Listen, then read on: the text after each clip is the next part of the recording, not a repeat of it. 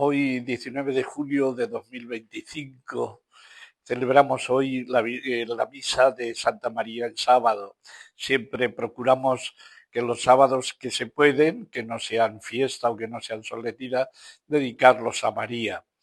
Eh, las lecturas de hoy son las del sábado de la 15ª semana del tiempo ordinario. La primera lectura del libro del Éxodo, capítulo 12, 37 al 42. El Salmo 135, da gracias al Señor porque es bueno. Y el Evangelio, San Mateo, capítulo 12, versículos 14 al 21. Voy a leer deprisa esta primera lectura, tanto la primera lectura del Éxodo como del Evangelio. Son cortitas, las voy a leer y luego subrayar algunas de las cosas que hay en ellas. En aquellos días los israelitas marcharon de Ramsés hacia Sucot. Eran 700.000 hombres de a pie, sin contar los niños, y les seguía una multitud inmensa con ovejas y vacas, enorme cantidad de ganado. Cocieron la masa que habían sacado de Egipto haciendo hogazas de pan ácimo, pues no había fermentado, porque los egipcios los echaban y no los dejaban detenerse. Y tampoco se llevaron provisiones. La estancia de los israelitas en Egipto duró 430 años. Cumplidos los 430 años, el mismo día salieron de Egipto las legiones del Señor. Noche en que veló el Señor para sacarlos de Egipto, noche de vela para los israelitas por todas las generaciones. Bueno, no hace falta decir este número inmenso, 700.000 hombres, más luego una multitud inmensa, más luego niños y mujeres. Imaginaos, nos ponemos en 3 billones de personas, más luego los animales. Y uno dice, si ya una persona o dos o tres salir al desierto es una aventura tremenda, imaginaos con todo esto. Racionalmente, lógicamente, era una absoluta locura. No sé cómo Moisés tuvo pues este valor. Hay una lógica que es la bíblica, que es para Dios nada es imposible. Entonces, pues más allá de todos los datos de cómo fueron, es lo que tenemos que aprender: para Dios nada es imposible. Y durante 40 años el Señor alimentó esta gran, diríamos, multitud. Y bueno, pues creemos siempre en que para Dios, que hizo todo el mundo, toda la creación con una sola palabra, pues nada hay imposible. Ojalá y el Señor nos conceda esta confianza. Pero yo quería subrayar una cosa de las final. Cumplidos los 430 años, el mismo día salieron de Egipto las legiones del Señor. Es curioso esto también, ¿a qué legiones se refiere aquí el autor? No parece que sean las legiones humanas, porque ya están ahí dichas, sino las legiones celestiales. Nunca podemos olvidar que el Señor nos ha dado ángeles de la guarda.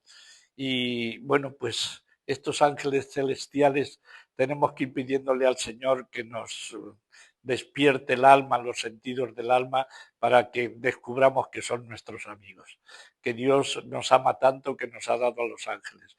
De esto ya hablaremos también en más de un momento, porque en la Biblia continuamente aparece la presencia de los ángeles en favor de nuestro. Y luego una cosa que quería subrayar un poco es que dice aquí que noche en que veló el Señor para sacarlos de Egipto. Noche de vela para los israelitas por todas las generaciones.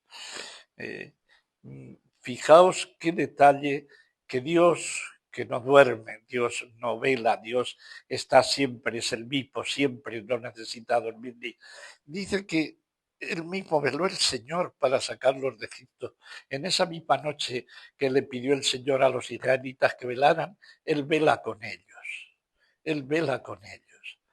Es siempre este detalle tan extraordinario de que Dios, el Dios bíblico, es un Dios que está con el hombre.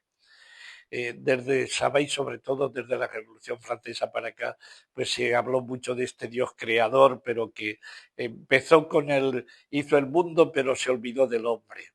En la Biblia es todo lo contrario. Hasta vela con el hombre, está con él, acompañándole en lo mismo que él demanda.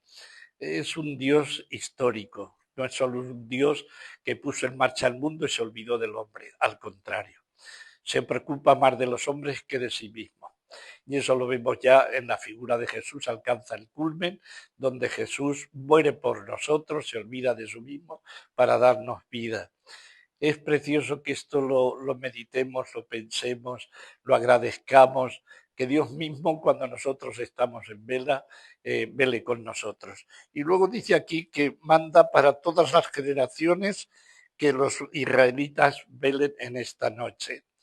Yo os invito también, hay ya muchas capillas de adoración perpetua, donde se puede adorar también al Señor por la noche en el sagrario. Los que podáis por lo menos tener alguna experiencia alguna vez, por ejemplo al mes o por lo menos alguna vez al año, que tengáis una noche de vela con el Señor estando delante de Jesús Eucaristía. Veréis que no olvidaréis esa experiencia. Luego del Evangelio os lo leo también, es porque es corto y nos vendrá muy bien.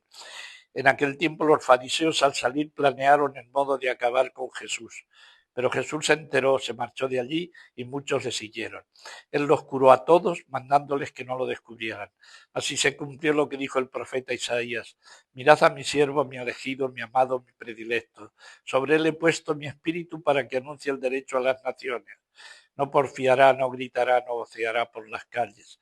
La caña cascada no la quebrará, el pábilo vacilante no la apagará, hasta implantar el derecho en su nombre. En su nombre esperarán las naciones. Veis cómo todo el Antiguo Testamento está dirigido a Jesús.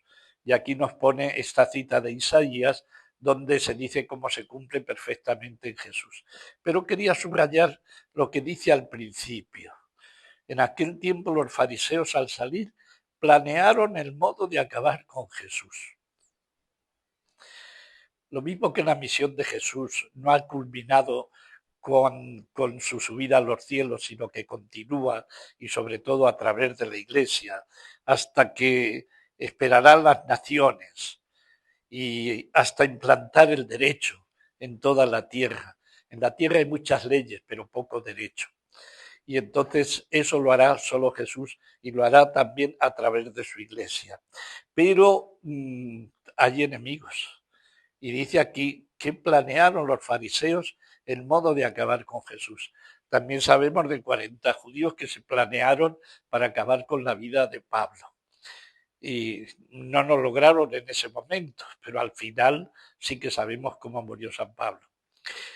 Este planear la muerte de Jesús y de sus seguidores, vemos que ha sido bastante continuo en la historia de la Iglesia, desde el principio hasta el final.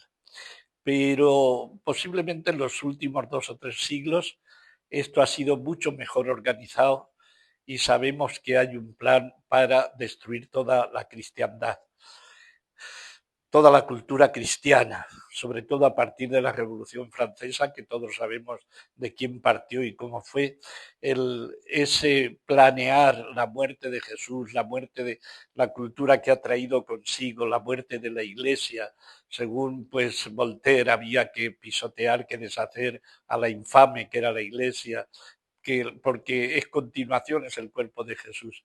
Eso sigue en marcha, no lo podemos olvidar.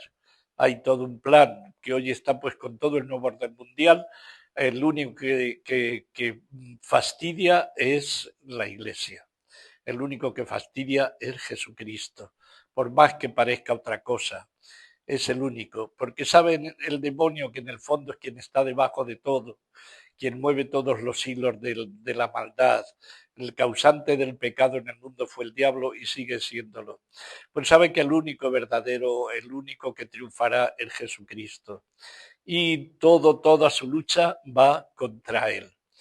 Entonces hoy tenemos que ser conscientes de eso, de que estos planes están ahí y que los cristianos entonces ante estos planes no podemos ser ingenuos. No podemos hacer la guerra cada uno por su cuenta, que tenemos que unirnos para que el derecho se imponga en las naciones, el derecho que solo trae Jesucristo. Y Jesucristo quiere contar con nosotros.